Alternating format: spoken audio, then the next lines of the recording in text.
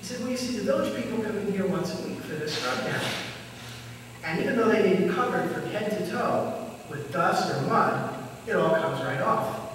They are very clean underneath, unlike some others. And after he finished saying that, he was kind of chuckling. What others, Professor Humphrey said. What about us Americans? Well, said the boy, the first American who ever came in here, the first one I had ever seen, wanted the scrub down. He had golden hair and white skin. I didn't think he needed the scrub. He insisted. I gave it to him and was astonished to find that the dirt was ingrained in his elbows, knees, and heels. The cloth was like soft sandpaper, as you know.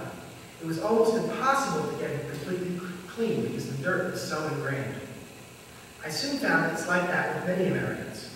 You take your little showers every day, but you don't always get clean. One doctor tried to tell me that the dirt in his elbows was pigmentation. I won a bet off him by making one of his elbows clean. When Professor Humphrey told this story to his class following that day, most of the students began to look at each other's elbows. Sure enough, they were dirty. These were the same soldiers who thought the locals were dirty.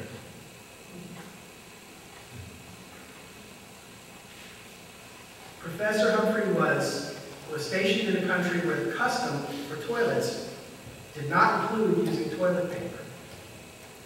We hear them making jokes about wiping on the hand, but we view it differently. You see, we know that Americans say we are dirty because we do not use toilet paper. We believe that a person should take a little bath after a trip to the toilet. It's inconceivable to us that anyone can get clean by using dry paper. You know that I speak not as an ignorant Asian peasant. I attended one of your great universities. There I tried not to be the ugly Asian. I had tried to conform to your bathroom habit of using dry paper. I had to because your toilets are not equipped with handy little bath water facilities. I finally had to figure out a way to bring the little bath with me into your American toilets. I'm telling you this hoping you might be able to use it constructively, as you did the hunting story and the dirty elbows. Let me admit that even though we don't say critical things in public about Americans, as they do about us, we do have a joke about the American bathroom habit. We ask, is that the way they wash their dishes? Do they take a dry piece of paper and wipe them off?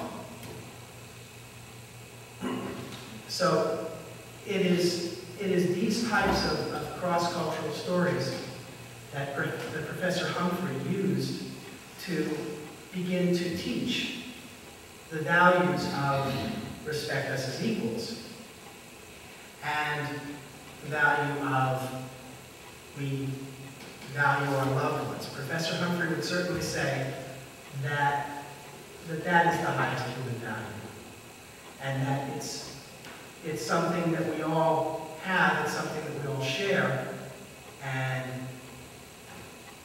it is a universal human value. Although my introduction to his work is quite recent, it has began to cause me to rethink my own biases and attitudes in a way that no other work really has. I would have, until very recently, I would definitely have argued against universal human values. The notion that some simple basic idea might be common to many cultures is now quite acceptable to me. And I don't know that I would have made this simple leap of faith without being exposed to this body of work. As a fairly optimistic person, I'm always looking for something good to say about other people. It was a leap I was destined to make, but recent events have certainly caused me to question.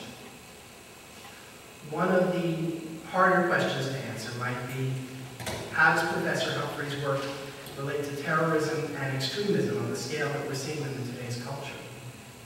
Well, I'm no expert on his work, but I imagine that he might have pointed to years of violating respect us as equals and years of disregard for the lives of loved ones as a root cause of terrorism. The issue is far more complicated and couldn't be covered in a semester or two of college or graduate level classes. So it certainly can't be adequately covered here. Nevertheless, these ideas are very important today.